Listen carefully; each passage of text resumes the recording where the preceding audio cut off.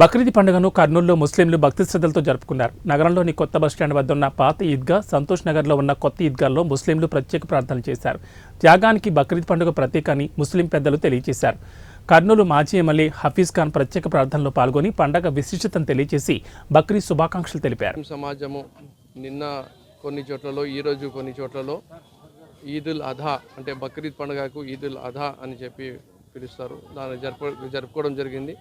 ముస్లిం సమాజానికి రెండు ముఖ్యమైన పండుగలు, ఈదుల్ ఫితర్ అంటే రంజాన్ నెల తర్వాత చేసుకునే పండుగ, మరి బక్రీద్ పండుగ ఈదుల్ అధా.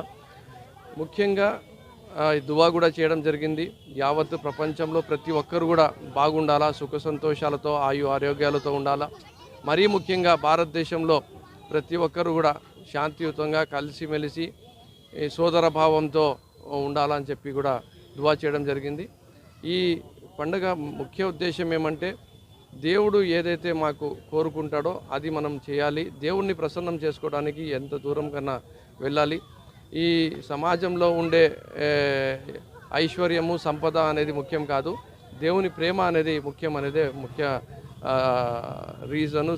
సాక్రిఫైస్ అనేది కూడా దానికోసం ఇవ్వడం జరుగుతుంది అని చెప్పి కూడా ఆ ఉద్దేశం